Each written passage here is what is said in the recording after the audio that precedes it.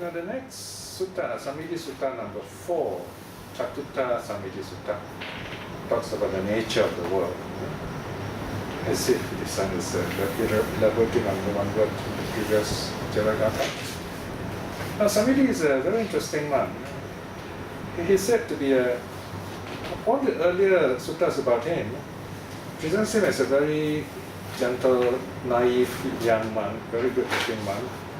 In fact, he was so good looking that some devas, a deva fell in love with him in the forest and tried to seduce him. But then he gently persuaded his deva to come and see the Buddha and learn some teaching, because his deva was connected to him in a past life.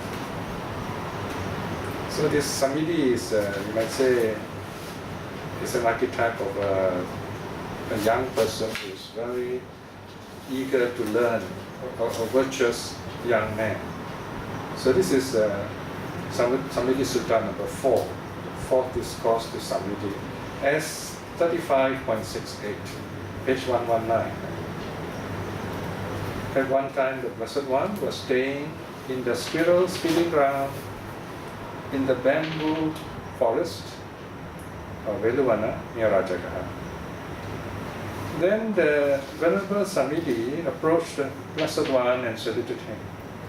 Having saluted him, he sat down at one side, Siddhartha at one side. The Venerable Samiti said this to the Blessed One. The world, Bhante, it is said, how Bhante might there be a world? Or the definition of world? Right? So basically, it's the world. What do you mean by world? And the Buddha replies, very similar to the Loka Sutta elsewhere. It's the Loka Sutta mentioned here. Or Sabba Sutta, rather. You can see introduction, section 5. A closely related discourse is the Sabba Sutta, S 35.23. Right? So this one you can look at SD 7.1. The Sabba Sutta is very short. Here it's a bit longer. Well, they're not too long. In fact, come to think of it, they're more or less about the same length, I think, over one page. This one has a long, longer introduction. Alright, so the Buddha defines world. Verse 4. Samiti, where there are the I, forms, I consciousness, and states cognizable by the I consciousness, there is the world, or a definition of the world. Now you got square brackets there. This is the alternative translation. You can also translate as, where the I exists, forms exist. I consciousness exists, objects cognizable by the I consciousness exists. There is the world and destination for the world. Okay, so this is the first key paragraph. So if you look through quickly, you see the underlying words I, and then 5 is ear, and then 6, verse 6 nose, verse 7 underlying words tongue, and then 8 body, and then 9 is mind. These are the 6 senses. So hopefully you have a good idea as they come in sets. So where first you have eyes, the eye faculty, and the eye sees form. There is form outside, and then there's eye consciousness. So these three combined together, you have contact. So this is represented by states cognizable by the eye consciousness. That's the world. So this is the world of vision. We see things, and this is what creates us, what we really are. Visions, things we see, that's number 1.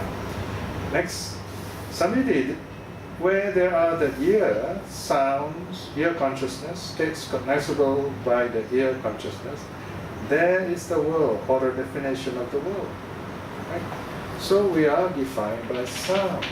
Sounds that we hear. Sounds here is a general term, for example, for language, words. Like now you're listening to me, right? So this is our world. We study the sutta, our understanding of the sutta, at whichever level, that's our world. 6. Samiti, where there are the nose, smells, nose consciousness, states cognizable by the nose consciousness. There is the world, or a definition of the world. Right? There are some people who deal with perfume or with flowers. So to them, their world are the smell of flowers or perfume, and they can tell you in great detail, even wine or whatever, by the smell. That's their world. Okay? 7, samidhi, where there are the tongue, taste, tongue consciousness, states cognizable by tongue consciousness. That is the world, or the definition of the world. Right? Tongue here includes food, taste, some people. So taste also build up our world, the kind of food we take, the kind of taste we are familiar with. 8, samidhi, where there are the body, touches, body consciousness, states cognizable by the body consciousness. There is the world, or the definition of the world. So, our body, we feel warm, cold, we feel pressure, we feel softness, hardness, roughness, smoothness. So that's our world. Some animals don't feel this. Some animals are more sensitive than we are. Right? For example, some animals, they can smell food which is buried in the ground, roots. No? Some animals, their eyes are very sharp. They can see other prey from high above in the sky. So here, the 5 senses are listed. Next, on section 9, the 6th sense, the mind. Samidhi, where there are the mind object, mind consciousness, states cognizable by the mind consciousness. There is the world, the definition of the world. Now this is different from the Sabha Sutta in the sense the Buddha first talks about the world. Sabha Sutta actually is verses 4 to 9. Then the Buddha contrasts with non-world, where you have eye, ear, nose, tongue, body, mind, you have the world. This is world as sankhara, world as formations. Now if this world does not exist, in other words, they are overcome, then you have the opposite. You have something like nirvana, if you like. Okay? So look at the next section, when there is no world. Section 10. Samidhi, where there are no I, no forms, no I consciousness, and no states cognizable by the I consciousness, there is neither the world nor the definition of the world. Or if you like, you can say more literally, where the I exists not, form exists not, I consciousness exists not, objects cognizable by I consciousness exist not, there is neither the world nor a destination for the world. 11. Samidhi, where there are no ear, no sounds, no ear consciousness, no states cognizable by ear consciousness, there is neither the world nor definition of the world. So here, no ear. Now, we must not misconstrue this. Sakura will say, well, in that case, a deaf person will be enlightened. It doesn't mean that. It means here is that we have overcome, we have understood the nature of the hearing faculty, in other words. How we have this input, and this creates our world. When we hear things, that's the way we think the world is. 12. Samidhi, where there are no nerves, no smells, no nose consciousness, and no states cognizable by the nose consciousness. There is neither the world nor a definition of the world. Some people, they are unable to smell things. So that part of that aspect of existence is non-existent to them, so to speak. But other aspects are still working for them. 13.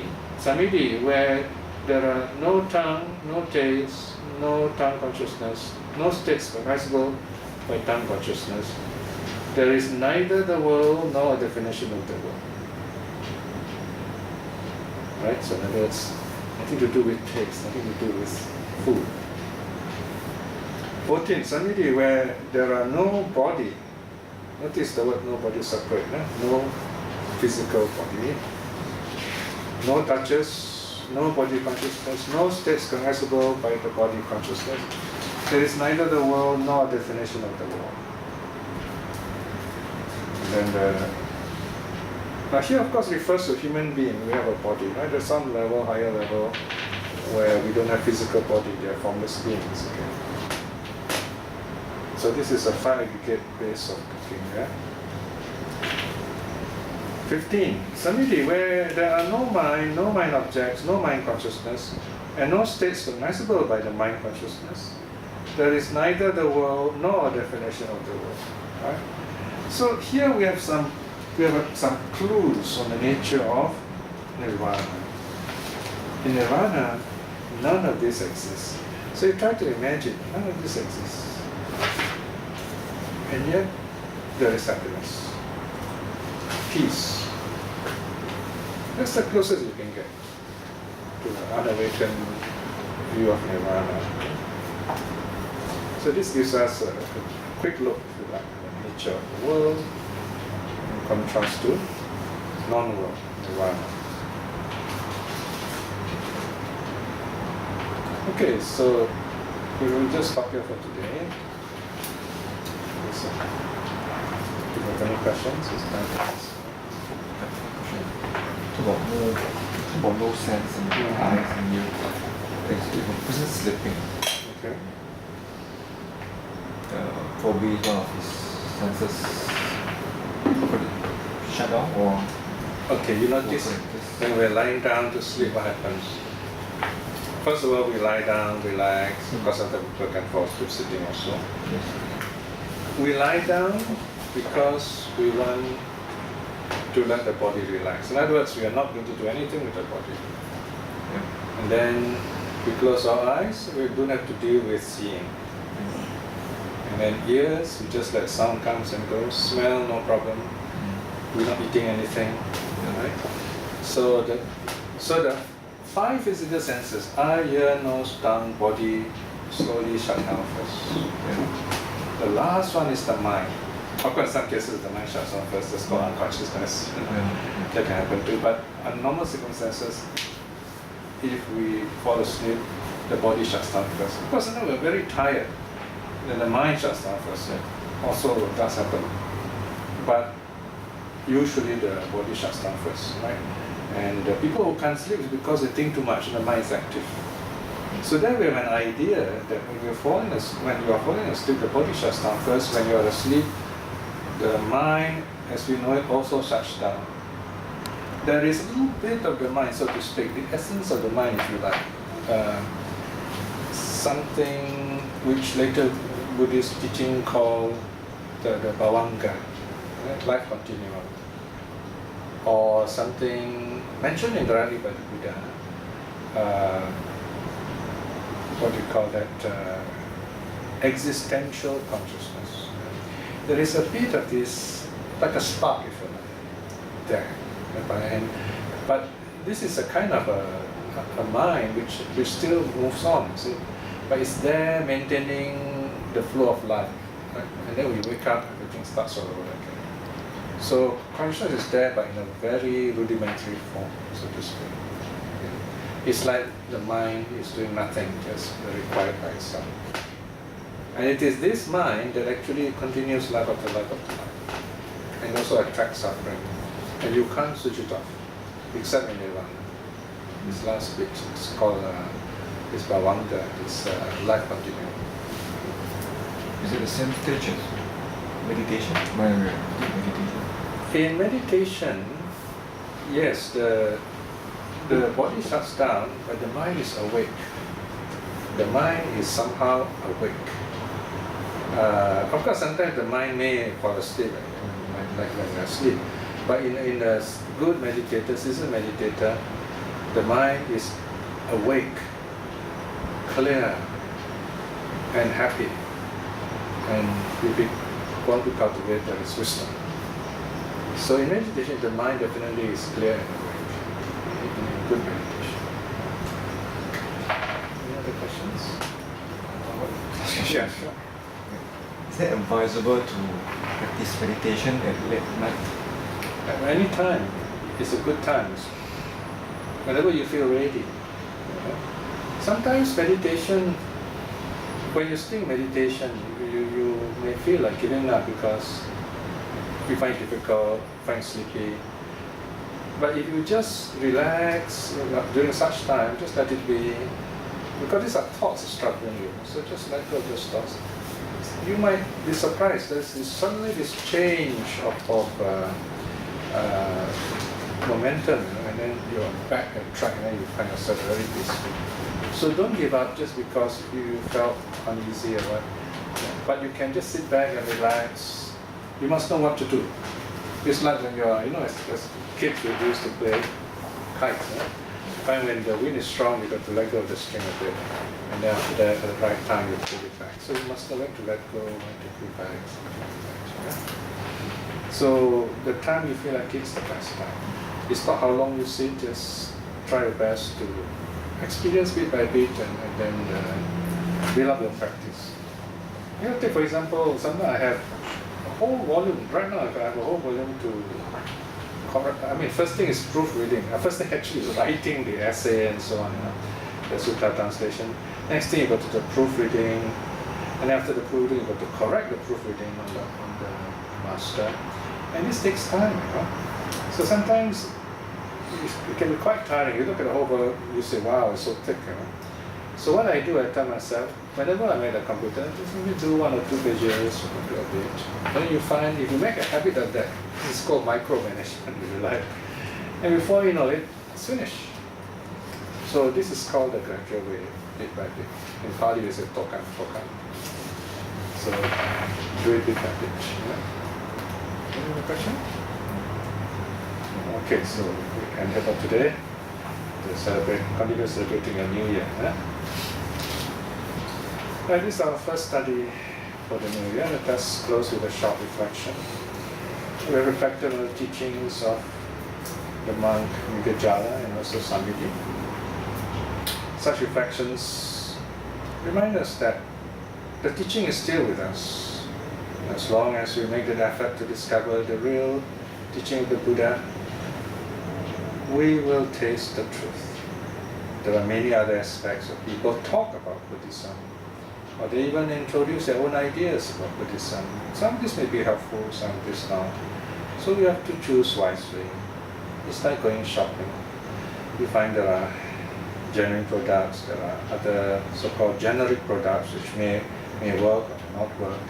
And there are also counterfeit products which we best avoid. So the true Dharma works if we give ourselves the time and the chance to reflect on it. Let the teaching sink to our lives.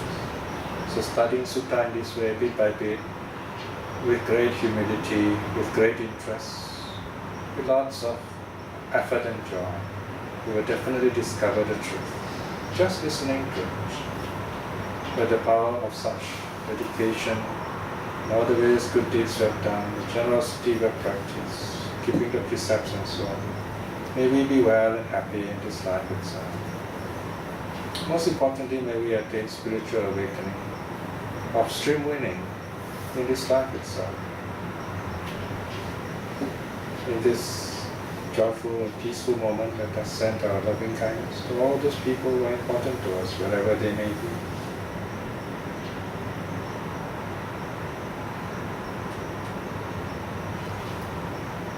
May all beings be well and happy. Sadhu, sadhu, sadhu.